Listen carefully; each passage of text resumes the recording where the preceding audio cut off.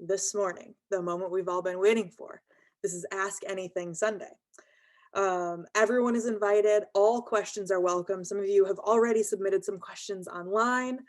And if you haven't, just a continual reminder, feel free to either drop them in the chat box or drop them on Facebook.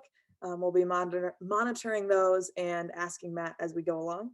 And also, Matt has not really seen any of these questions yet. So again, it's sure to be an adventure for all of us, including Matt. And if you're not sure what to ask, consider anything related to the Bible, Jesus, pandemic, church, trauma, theology, concussions, jokes, gluten-free food, the story behind Open Circle, conspiracy theories, the real Matt Laidlaw, or really whatever. Andy Soper is here with us today and will be asking the questions you submitted in advance and just trying to make this whole thing stay on the rails. So without further ado, I would love to introduce Andy.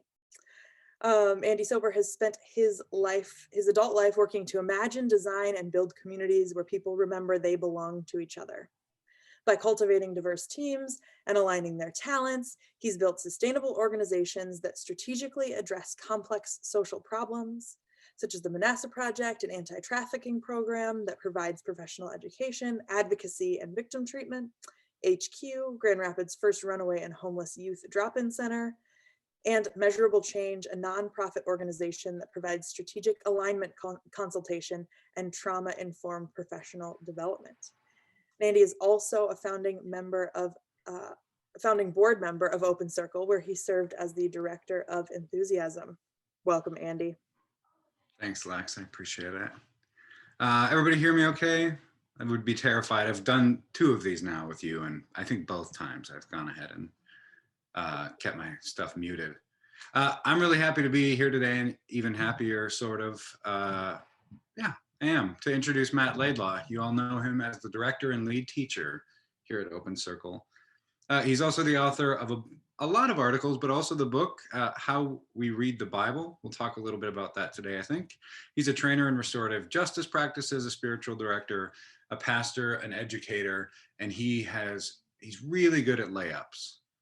He's married to Stephanie. If you haven't met her, she's fantastic. And they have 2 beautiful children, Zeke and Evie. Hey, Matt. Hey, buddy. That's very, hey, buddy. That's a very kind introduction. So now I have the honor and the privilege of introducing Lex Cummings. So Lex, who got us started this morning, is in her first year at Western Theological Seminary in Holland, Michigan. She also works as a spiritual director who loves journeying alongside the dreamers, wanderers, and doubters. She enjoys making art, enjoys good conversations, and of course, coffee.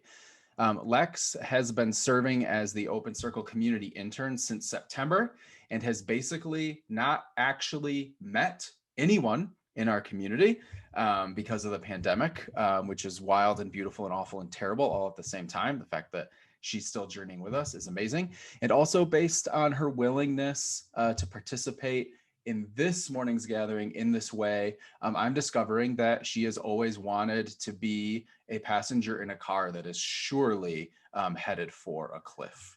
So Lex, thanks so much for joining us this morning. Happy to be here. Love living on the edge.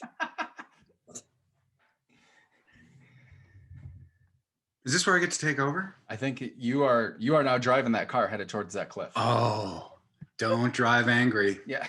Don't drive angry. So the format for this morning is everybody reached out with questions. Lex broke those up in a really helpful way, for me anyway. Organized anything for me is great. So I appreciate that, Lex, a lot. The question, light, heavy, medium, in between. I have some questions as well for Matt. Yeah, and we'll start off with some light fare while we enjoy our Matt Mosas. And this is just we're going to call this Eternal Groundhog of the Spotless Mind. So Matt, if I told you that you had to completely forget one Bill Murray movie You would not have the quotes. You would not get the references. And I'm going to give you 3 to choose from. But it would be gone from your mind forever. You have to lose one of these 3. It's either What About Bob? Okay. Groundhog Day. Okay. Or Ghostbusters. I thought you said we were starting light. Yeah. I think I have to say Ghostbusters, not because that's my least favorite movie of the 3, but because I feel like it's the least quotable. Would it change if I said Ghostbusters 2? Yeah. Well, no. I like Ghostbusters 2 better than the original. So. Well, who doesn't? Right. Okay.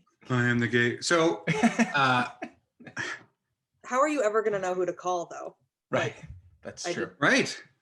Well, Sam, I guess you could always call Sam. But that would be your only frame of reference for who to call. Okay. Well, let's go from. I'm so glad Space Jam wasn't one of the 3. That's a terrible film. I've always disliked it, and it ruined. Well, it's only racism ruined Looney Tunes, but that movie didn't make it any better. It was all just a platform for a few great Bill Murray moments. That's all it was. And if you look at it that way, it's not so bad. Okay. All right, those are the texts that I care about. Okay. But there was a question about the text that you care about that I'm interested in. And the question is, outside of the Bible and Harry Potter, because you've never read those. Yep, or Lord of the Rings. What books have played the largest role in shaping your worldview? Oh, man. Okay. That's a... Whew. So maybe for me, if I think about sort of like the stages of my own sort of like exploration or curiosity, if we're talking just in anything sort of related to spirituality or a worldview related to spirituality, it really did start with the Bible. I came to faith later in life, and it was sort of in a context where it was like, well, here's the only thing you need, just read this book. So I read the Bible a lot. But what that led to for me was this realization that this isn't like the Chronicles of Narnia, because you can go to Narnia, like like you can go to Israel, you can go to Jerusalem, like these were real people and a real culture and all that stuff. So then it became not just read the Bible, it was like, okay, now I need to understand everything around the Bible. And for sure, like in that arena, voices like Ray Vander Laan locally, and Dwight Pryor and Jewish roots stuff really influenced me. But then that led to, so just read the Bible, read about the culture and background of the Bible. And then that led to really like historical Jesus stuff. So N.T. Wright was a part of that conversation, John Dominic Crossan, who really like from the book, the Bible is literature, but also like archaeology and that sort of a thing. Those 2 voices were really helpful.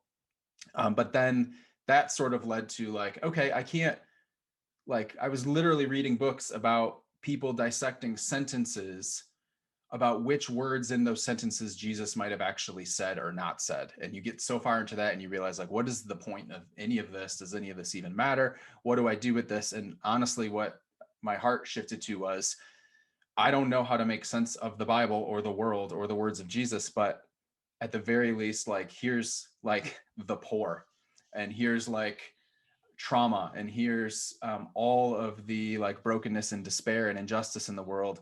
So I need to like, now that was the next invitation for me. It was really like an advocacy and justice bend. So I think Paulo Freire, whose name I'm sure I'm mispronouncing, authored a book called Pedagogy of the Oppressed. It's several decades old now, but that really shaped an understanding of how we think about power and injustice and even what liberation looks like.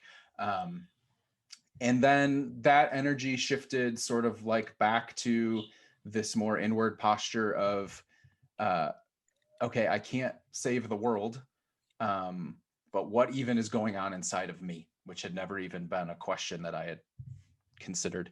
And that's where the work of Phyllis Tickle, Richard Rohr,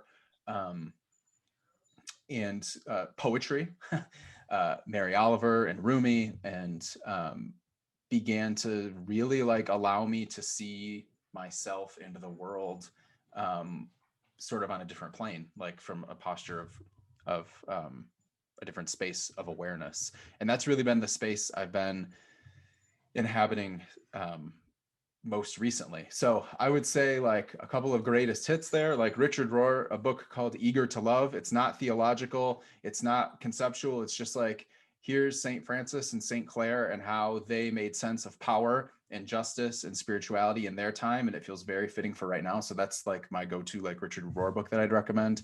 And then maybe like, I didn't mention Abraham Heschel, Jewish philosopher and mystic, small book called I Asked for Wonder.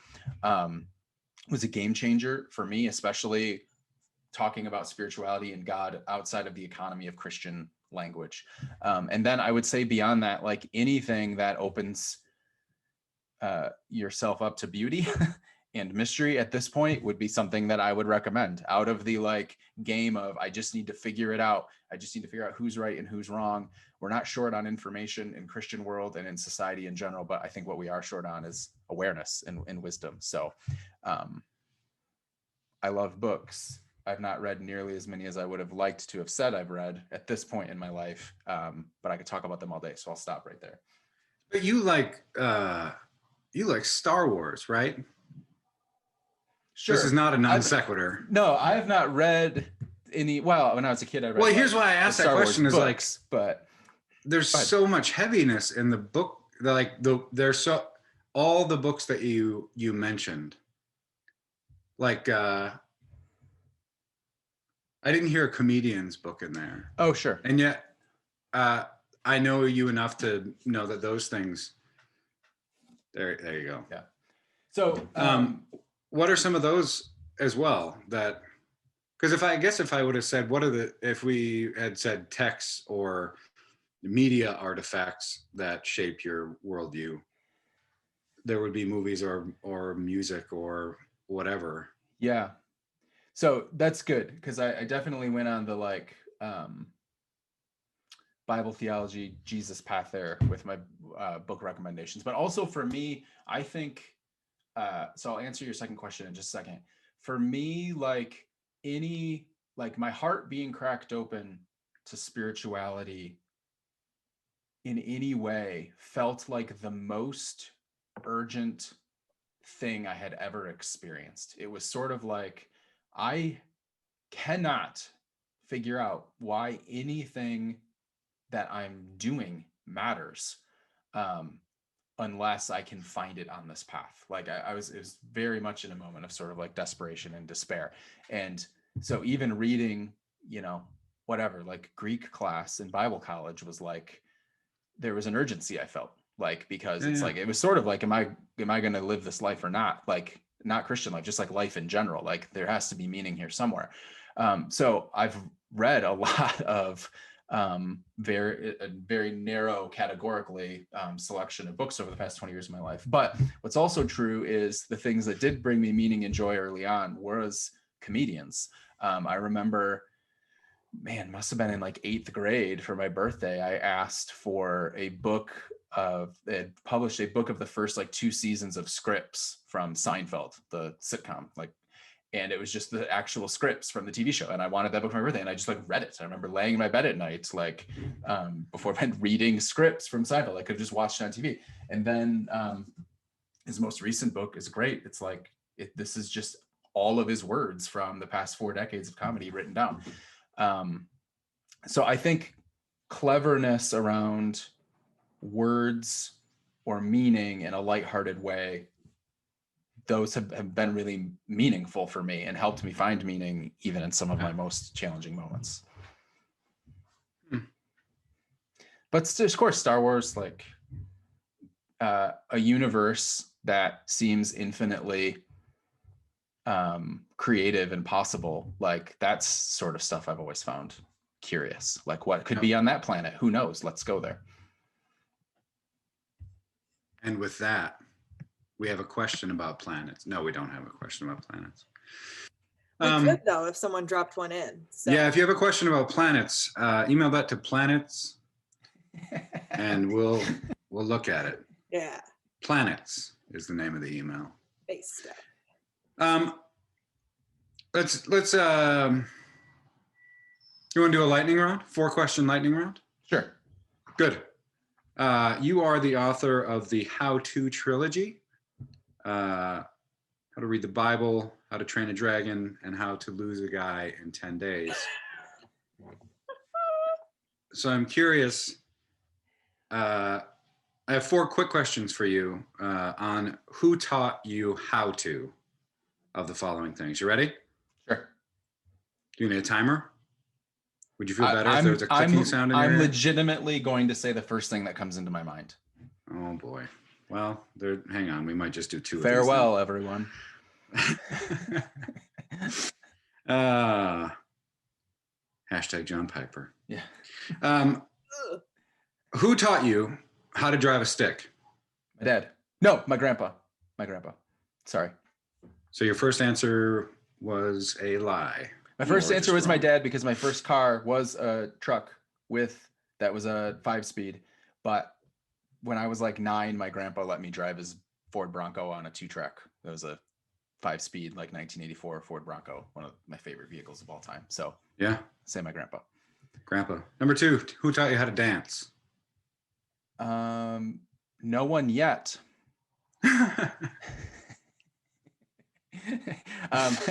All my work with teenagers and chaperoning some dances, I've just learned that most of dancing among the young people these days is just jumping in a group. So I feel more comfortable with that. How high can you jump?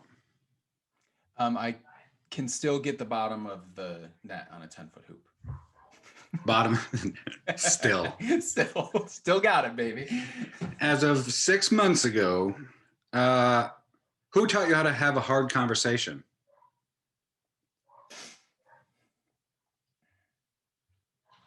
Ed Dobson. Who taught you how to shoot a jumper? Grant Hill. Not in real life. Just watch the tapes. Rewind. Yeah. Fast forward. Mid-range. I don't have the arms to be an accurate 3-point shooter consistently, but people who could move fast off the ball and hit the mid-range jumper consistently. That was what I was modeling my game or lack of after.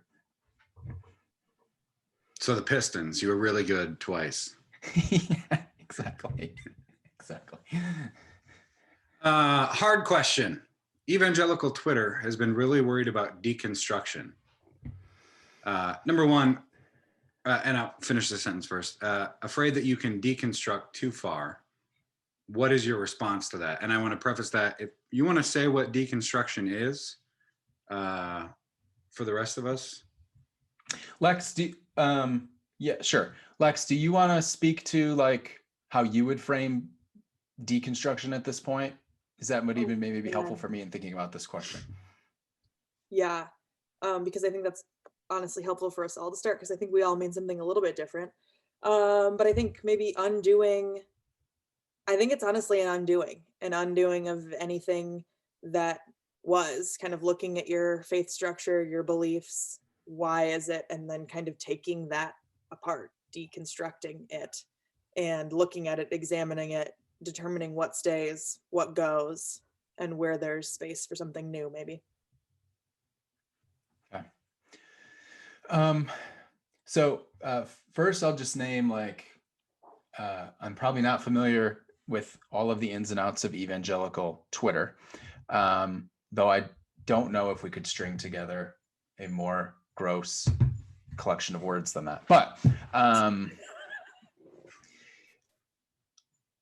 I sort of reject the premise of deconstruction and reconstruction in general, meaning deconstruction according to who, reconstruction according to who. So I think that model of here's like what faith and meaning and spirituality is, And then a few people maybe venture outside of that and start to take the bricks down from the wall, while the people who are still a part of the thing look and wonder or judge or critique what's going on there. And then people who take those bricks apart and begin to reassemble something, like I feel like all that whole model of understanding things comes from a position of power.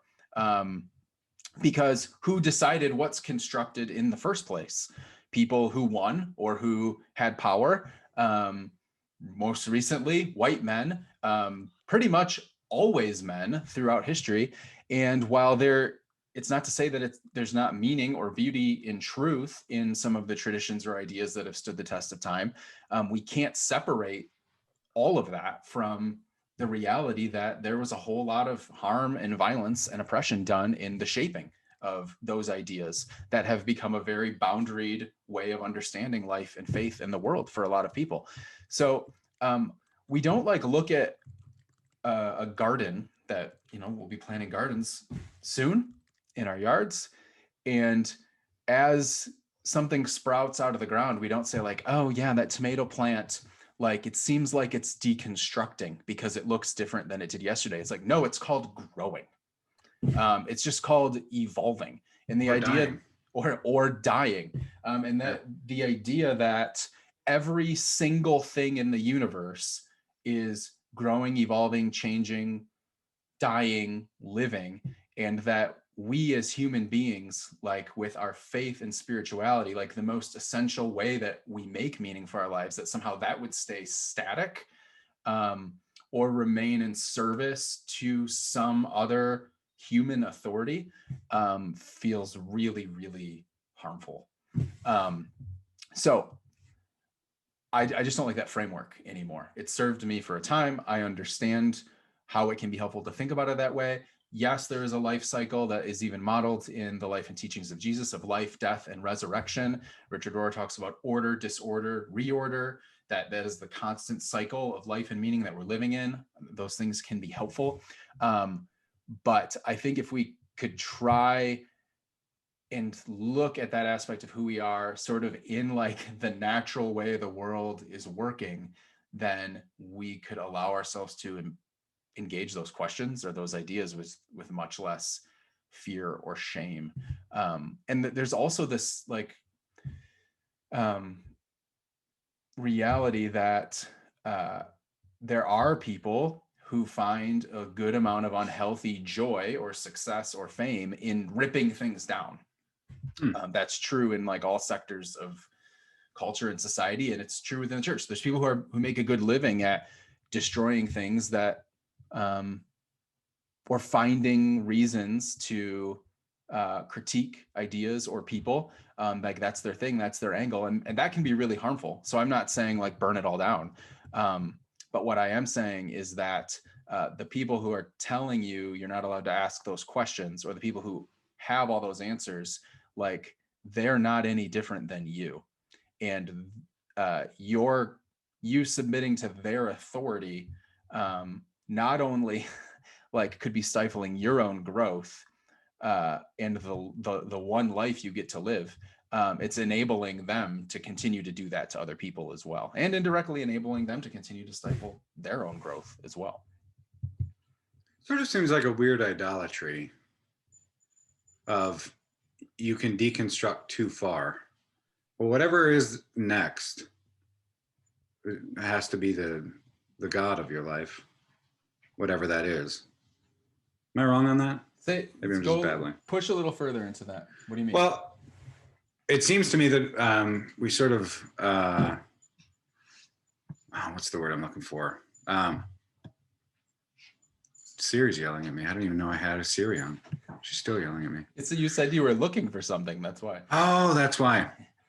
But anything you put above God or biblically is an idol, right? You're not supposed to have any. So it seems like we sort of have an idolatrous relationship with Jesus or the Bible, where somehow they've stopped all growth and transition or new thought or interactions or growth, because that was the epitome of what is good and noble and blah, blah, blah. So anyway, it just feels, most of that feels idolatrous to me, to be like, you could go too far into breaking down God or whatever that thing is. And we do that with sexuality and any number of other categories, right? We have to have limits, otherwise dogs and cats living together, total anarchy. You would never know that because that's a Ghostbusters quote. Oof. You would never right. That's right. know it. It's been Think erased about from this my moment, mind. Matt. It's been erased from my mind.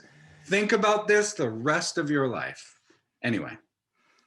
There's also like, I think so much of boundaried religion and spirituality is about getting in, getting there, getting more God, getting power, getting authority, all of that.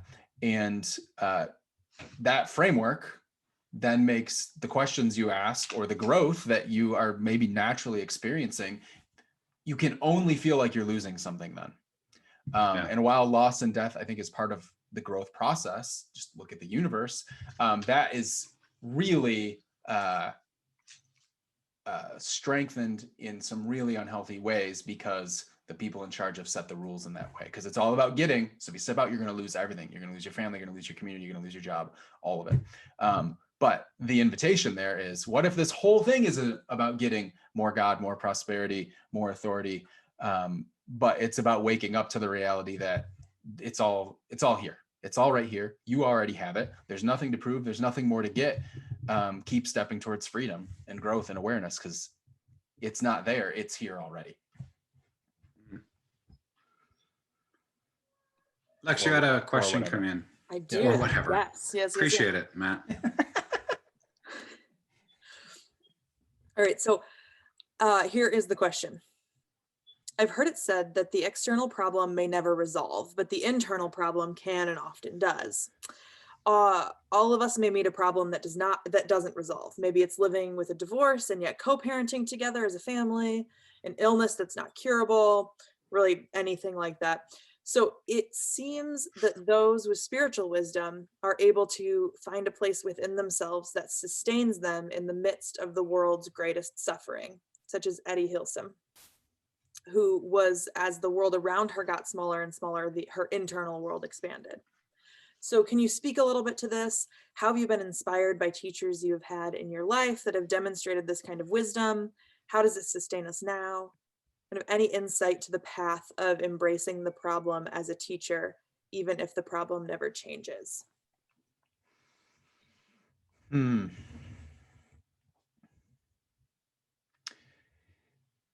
So I think it's probably most helpful is for me to speak to some of my own experience of this.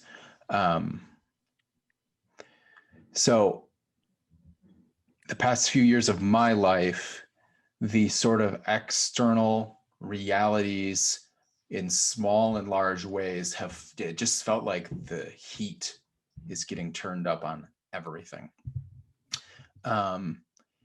And what it also turned up the heat on was the reality that I'd been living most of my life more reactively than I was even aware of, that I was always responding to the pain body, the trauma, the conflict, the suffering that I wanted to try and help alleviate, the error that I wanted to help correct. But it was like whatever was coming my way, I was just responding to that.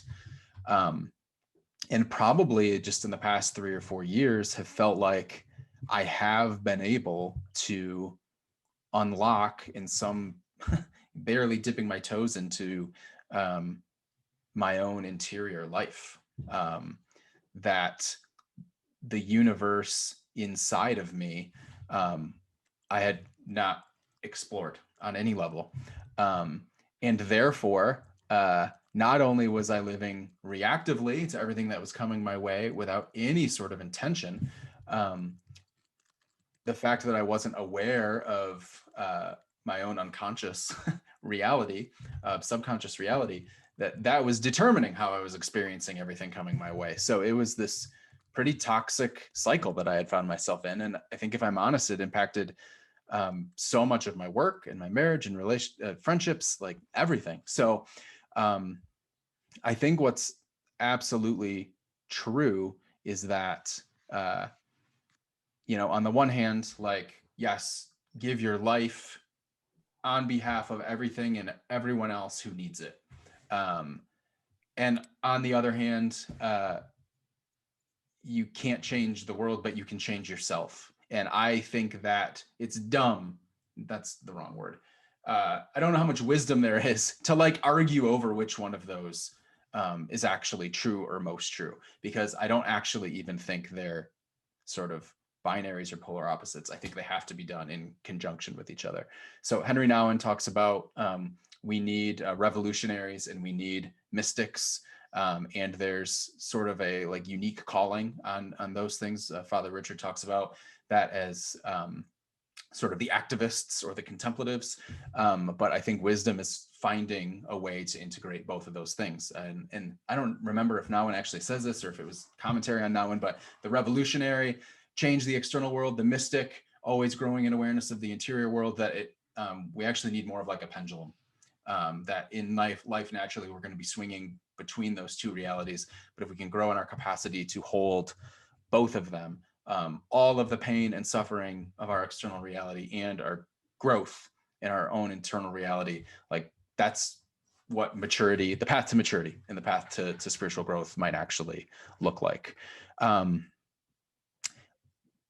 As a teacher, whatever that might mean, I've continued to find it challenging to strike a balance on like which of those to sort of speak to in this moment that we're living in, because there's so much Which of work. which? The external work or the internal work, I guess is what I would say. And I'm certain I'm not doing justice to this question, but I've struggled to know which one of those to speak to, because on the one hand, let's just say in the past year, there have been moments where it's like, lock me in my cell. It's time for us to all become, monastics, turn off the social media, turn off the news, turn all of it off. Like the new world we're going to create is going to emerge out of the rubble of this one. It's doomed. So if you're able to, go hide. And that's felt very real. And I think there's some wisdom in that. And then also there's a lot of different energy that I felt towards there's work to be done. This relationship, this problem, this pain, if enough of us could be honest, could be vulnerable, could be take risks, we could make a change. And I don't know if I've been able to sort that out in my own life or even on behalf of others. I like that Father G says, Jesus comes to us as the poor. And the Bible says something similar, I'm sure. But that he encounters Christ in the kids that he's working with and the adults that he's working with, right? They taught him what Jesus was, because, that's been his experience the entire time. So as I'm looking at the problem doesn't change. The problem is persistent, all those sorts of things. I think it changes all the time. Yeah. And just some of his work of the way he's approached it is, I don't have the answer. He says again and again in almost every book, I defy you to say who was the teacher and who was the student, or who was the client and who was the therapist, right? He constantly pushes back against those two notions to say one is always one and one is always the other. It's just flip-floppy and topsy-turvy. No, so maybe this taps into some of the other questions we spoke to. Like one of the sort of like moments for me was reading Father Richard's words. I don't even remember which book. He says it all the time. It's on one of his it's one of his greatest hits quotes that he drops every time he talks.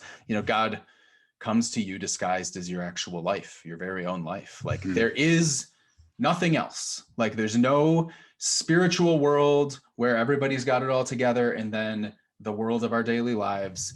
There's no sacred, there's no profane. It's all right here. And even natural and supernatural is such an unhelpful distinction, because I think part of growth is recognizing like, I don't need the supernatural because I'm gaining eyes to see how super the natural actually is. And once you're able to meet Christ in all people, all situations, all circumstances, that's, I think, maybe when those revolutionary and mystic sort of categories, or external and internal, can begin to merge together. In my own life, like I found myself more recently in Zoom conversations, doing one-on-one work with people, and I'll find myself like all of a sudden just like fighting back tears, and I have no idea why, but it seems like the stream has headed in a direction for me where it's like I've gotten to see beautiful things in the world. I've gotten to go to historical sites. I've been a part of beautiful worship services or whatever. I've been to sacred places, and I'm beginning to have more and more of these moments where it's like the preciousness of this human being that I'm able to behold in this moment, even if it's only for a second, is like the most beautiful thing I've ever experienced in my entire life. This is like where it is. It's not anywhere else. We're not going to find it anywhere else.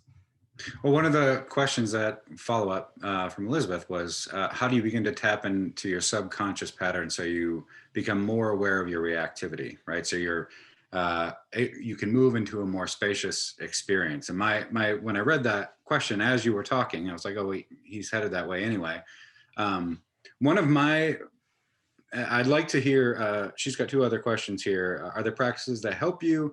And how can we as Open Circle practice this more as a community? So I'll let you get to those, and I'll introduce the one just by saying, I think it might have begun as a joke, but it's become an actual pattern for me, is that I find myself saying, it's almost over, all the time, in the best and worst of experiences, and at the end of friggin' Siri, at the end of really great, or in the middle of really great or horrible experiences, saying it's almost over. And that has been interpreted as that's really cynical, and maybe, but it's also like whatever I'm in, it's almost over. Sure. And that's helped me to actually be aware of how I'm feeling at that moment. That it isn't a forever. It's almost over. Yeah. So anyway, the question, how do you begin to tap into yourself or subconscious patterns so you can be more aware of your reactivity, able to move into more spacious experience, practices that help for you, and thoughts on Open Circle practicing this more as a community? Lex, do you want to talk about practice a little bit first? Man, well, I think what I've been trying to is, I think this is the invitation of integration, right? I think you guys nailed it. And so kind of the internal, external, is there a difference? What does it look like to invite ourselves to get to the point that there is no difference? So, so as far as practice, I think it's anything that really helps us kind of notice and name that. I would say like Andy's kind of question to himself is in and of itself a practice, right? That is kind of like, okay, this internal, the external, the work that I'm doing, what's happening within me, all kind of coming together. Anything that helps us name kind of this return to ourselves. I think we have such a lack of trust for ourselves and the emotions that we experience and the things that we're experiencing. So it's like, am I supposed to do more? What am I supposed to do? And it's like, okay, come home to myself, come home to myself, come home to myself. And as I do that in practice, the internal and external life kind of come together. So that was such a vague answer, because I also think that part of that is going to vary for each and every one of us, like asking ourselves, like, come home to us. Like a question like what Andy posed to himself would be really not helpful for me, because I would take that as being like, it's almost over, like focus on later, the future, push it aside. At the same time, I can see the beauty for that question for Andy. And so I think that's not a specific practice question, but kind of anything that helps us return to ourselves. I think that's really beautiful. And I think similarly, like I have one of my own like self-talk quotes that sort of came to me in a strange moments that maybe that's a story for another time, but it's all going to be over soon. Like that's the thing that sometimes for me will arise. And so opposite of you, Lex, I don't experience that as a like sort of push it off something for something later. It's all going to be over soon. So you better wake up right now. Like that's like, hey, like slap myself in the face, bucket of cold water on my head. Like, here is your daughter right here, right now. And you, Matt, are somewhere else. It's all going to be over soon. Wake up. And I experienced that in a really non-shaming way, non-idealistic or nostalgic way of like, it's just, okay, here it is. This is it. There's nothing else. And it's all going to be over soon. So I think what Lex said about practice is really important, because we have to find it for ourselves. And the prescribed one size fits all, here's the path, leads back to some of the deconstruction questions that we already talked about, because it doesn't work for everybody. Think of how many people have been excluded over the centuries because the way they were wired, the way they experience life and their own experience of pain and suffering and joy, like manifested itself in a way to where like they couldn't fit. And that was it. Like, this is the path. This is how you do it. And they couldn't fit into that. And instead of that being the possibility for something new or more or beautiful or an expansion, it became a way that sort of the power structure excluded people or shamed people. So when I think about practice, I think my little like sentence or whatever around that right now is, spiritual practice is any intentional action or inaction that leads us into a moment of greater awareness of any kind. So practice meaning I'm doing it on purpose. It's intentional, but it's not always doing something. Sometimes it's doing nothing. But if it wakes me up to the moment, then that's what I would call spiritual practice. It doesn't have to have nice religious language around it. For me, so the way it has worked for me is that I am so in my head all the time, and that is the source of my reactivity. I think my like default nature has always been like, I'm having conversations in my head. I'm having conversations in my head with people that I haven't even had yet. I'm having conversations with people in my head that I already had.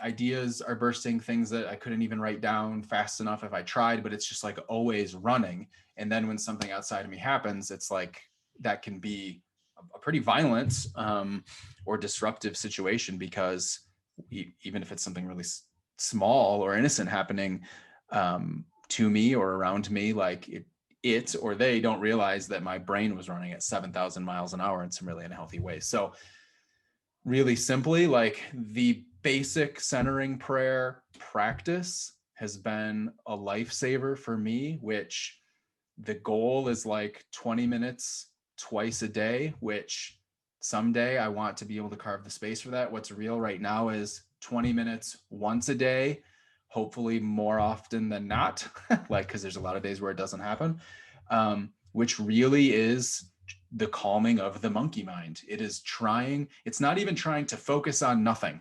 It is trying to just allow the volume on all of those things to quiet down enough to where I'm in a moment of conscious awareness of everything and nothing at the same time. But that running script of voices and words is not happening.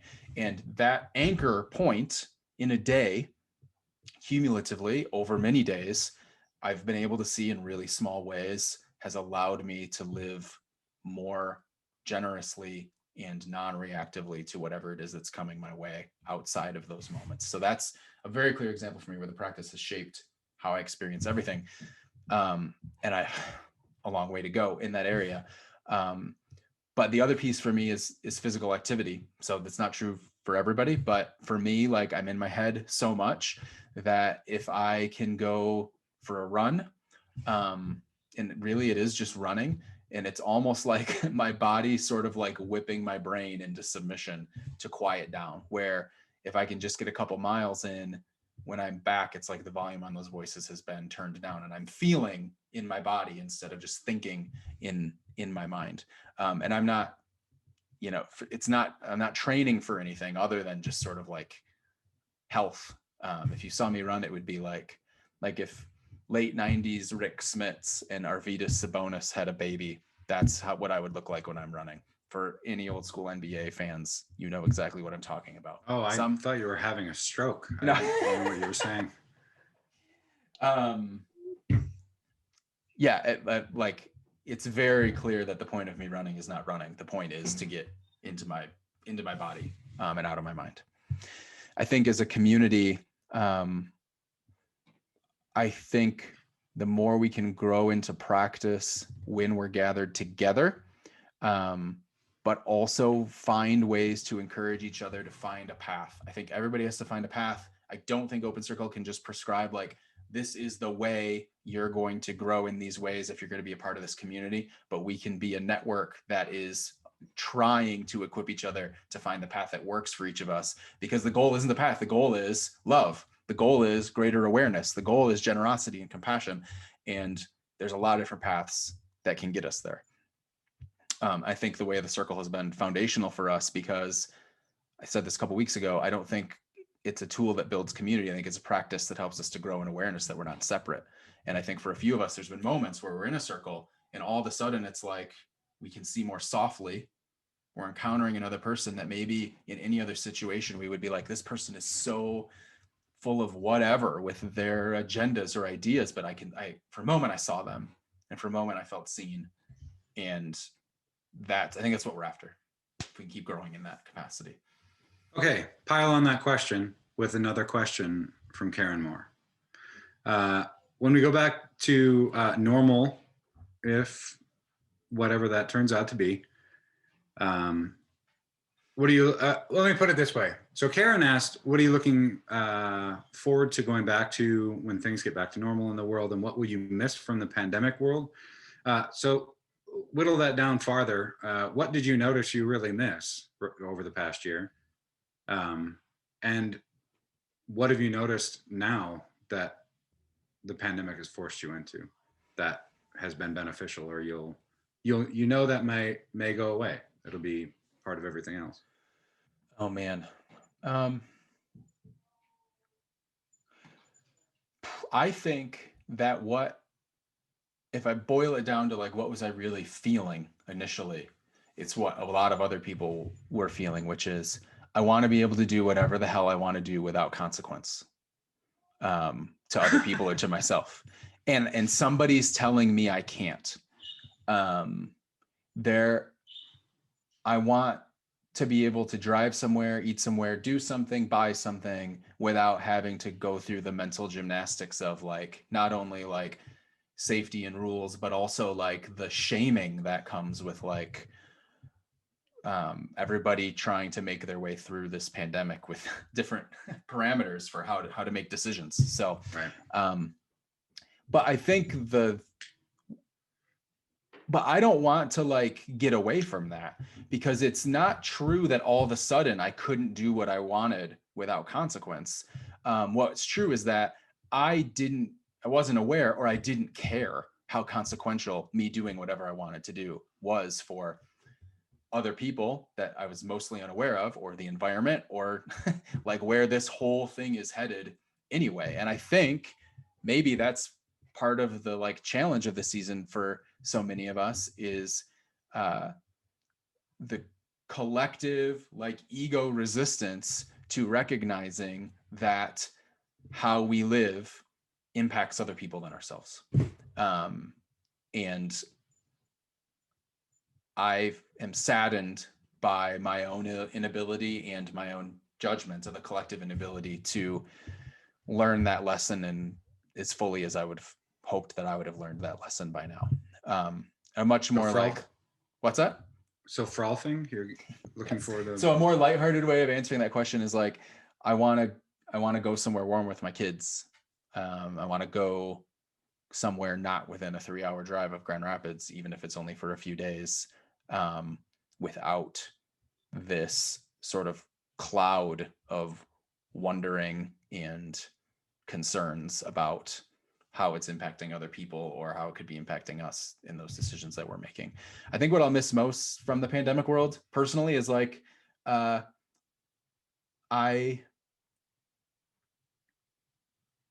was some seasons where it was nice to be like, I don't have to like perform for people. My even friends or family, it's like I don't have to go be with them because I can't. And that felt okay for a little while.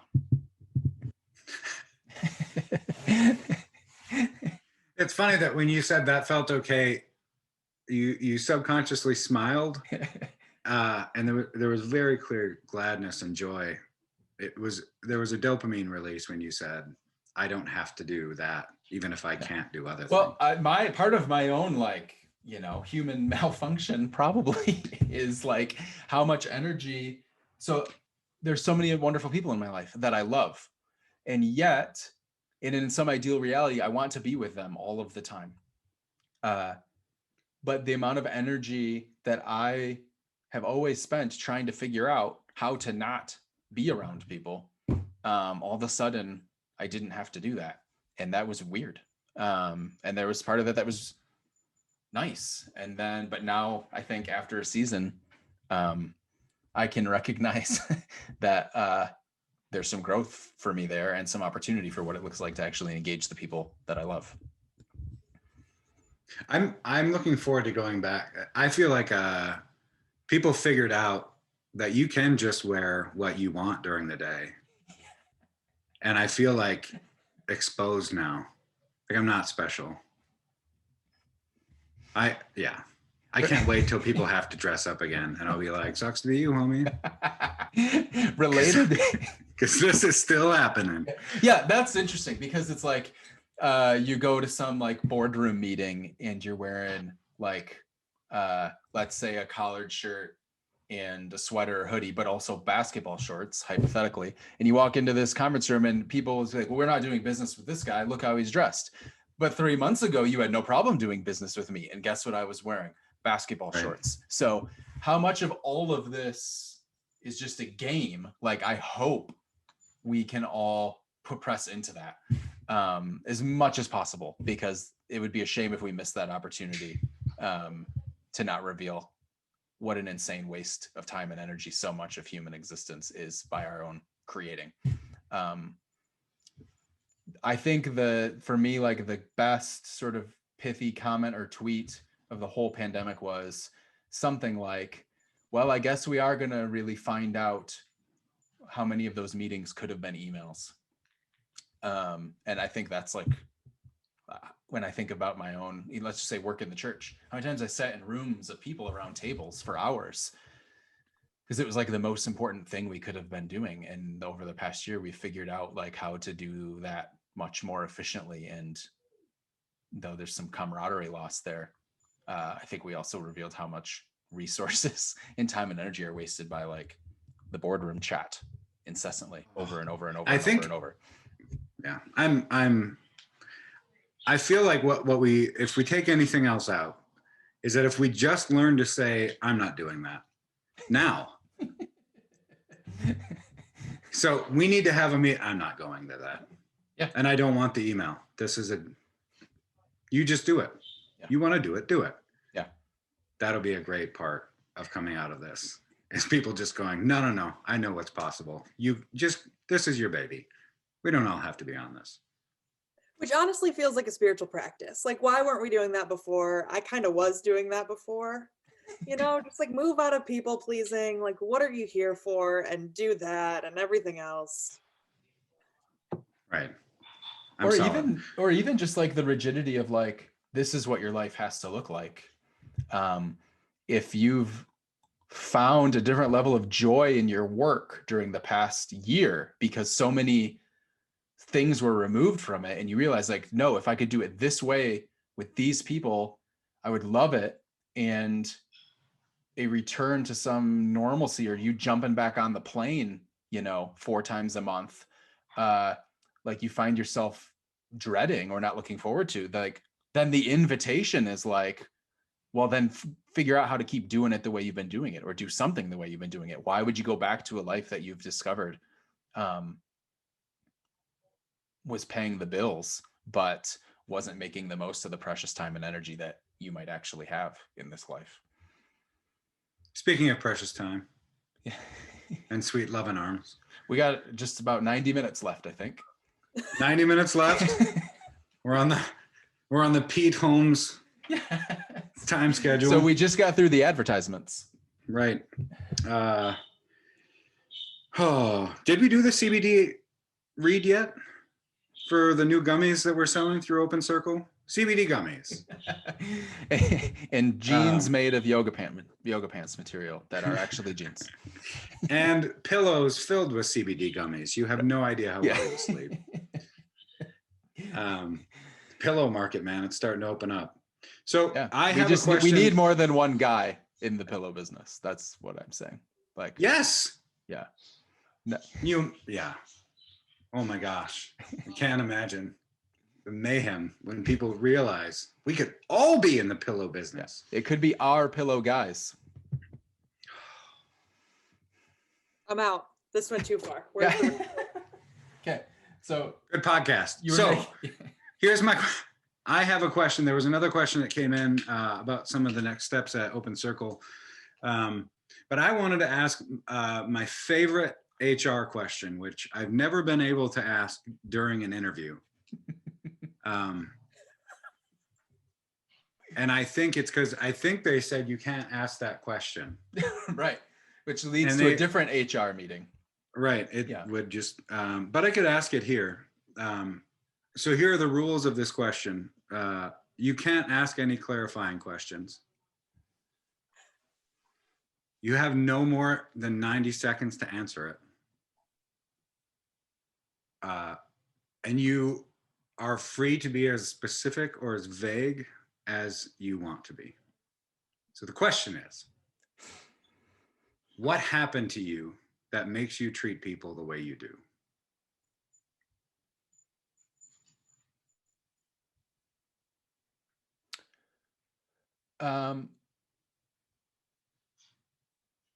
My own experience of life has been a very intense mix of you don't belong and you absolutely belong. And at the very least, I want to I want to help more people feel less like I've felt and more people feel more like I've felt. Meaning less people feeling the you don't belong reality and more people feeling the you do belong. And by the way, you've always belonged reality. And I hope that in small ways, I've been able to do that with people and that I will continue to be able to do that more. Good job. Thanks.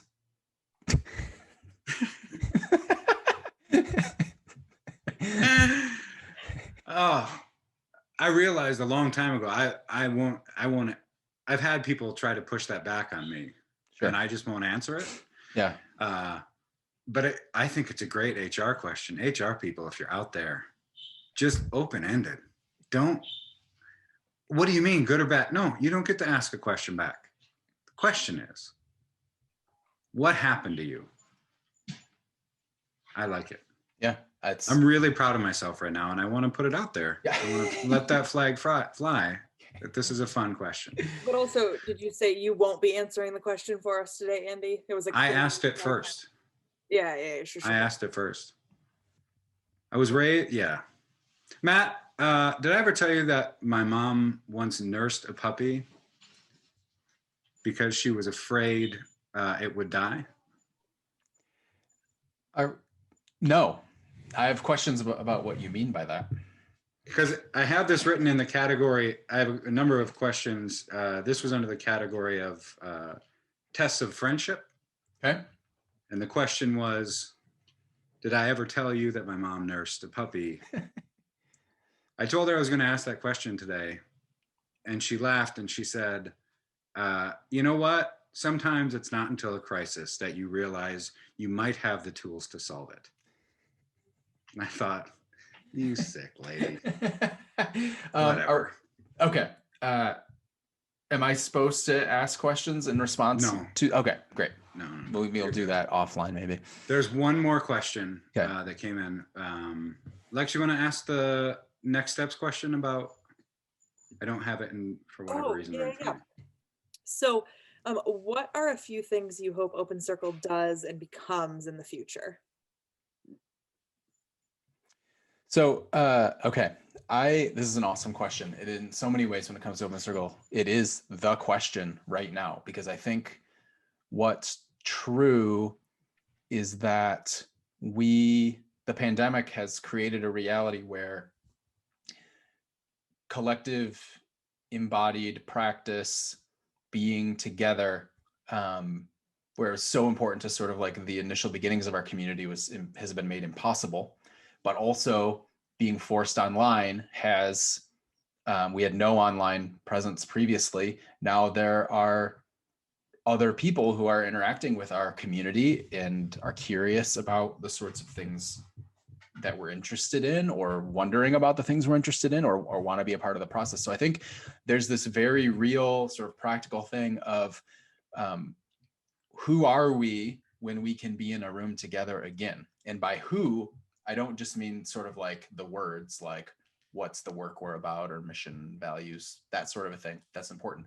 But I think who, meaning like who's in the room, because as much as at times it feels like Open Circle is like, you know, Matt and a few others like threw something out there and a bunch of us gathered around it. The thing we tried to put out there was who is in the room, and then what will be born out of that room. And over the past year, we've lost the room, but the invitation, I think, has gotten been made more broadly to people. So I think what's going to be tricky, not just for Open Circle, but I think more tricky than some of us even realize, is hopefully as COVID restrictions ease and we are able to regather together in person, indoors, outdoors, whatever, in a lot of spaces, for many people, it's going to be hard to know how to like re-engage with people again. Like, how do I be in a room with 75 other people? How do I be in a room with 200 other people? How do I do the small talk thing that none of, like, in so many ways, many of us have not had to do in the ways we've done before for our entire lives. Look at all those books you need to write. What's that? Look at all the books you could write. How but to be in a room with 200 people. But what I do think is beautiful for a community like Open Circle, or I think the possibility is, we started off, you know, I guess formally like 3 years ago, at least with the paperwork, with this idea of, in a world where everybody's tearing each other apart and so many people are being made to feel like they don't belong, what if we could find new ways to be together that weren't based around ideas that were inclusive or exclusive, but around practices that helped us to see and hear one another? What could be born out of that? And something was born and something beautiful happened. And now we have this small group of people that it was sort of like we were like trained or beginning to be trained in how to do that with each other. And now we're in a world where for a year, so many people have maybe lost some of the muscle memory they had about how to see and hear people and how to be in a room with people. So the idea that we could maybe be helpful with that, just based on who we are and what we've been trying to do all along, that's really, really exciting to me. And also, P.S., what a gift that we've lost our muscle memory in seeing and hearing one another in the ways that we had in most of our lives, because that has contributed to so much of the problems we've had. Like, we actually have the opportunity to sort of begin again with, like, what is a relationship? What is a collective? What is a community? What are nonverbals? What is the conscious? What is the subconscious? Like, man, we can spend the next 5 years mastering the art of being humans together. Because I think even in the New Testament, what Paul is saying is that the spiritual foundation, and what Peter is saying, the spiritual foundation of a more loving world, of the kingdom of God, is humans. The metaphors aren't locations. The metaphors aren't sacred spaces. The metaphors aren't the right beliefs. It's this group of people learning a new way to be human together. And God, I feel like we need that more than ever.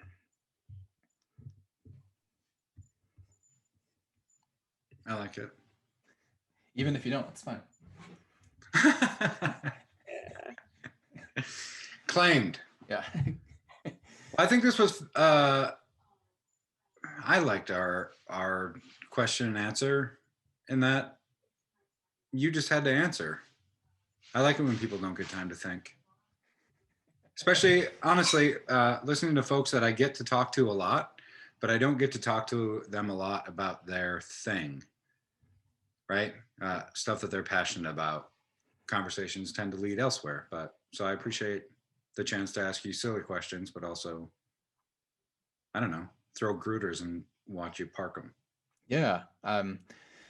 No, this was fun and strange. Like these were good questions, and questions that now I will be in my head for the next few weeks, replaying and replaying in my mind about how we continue to answer them.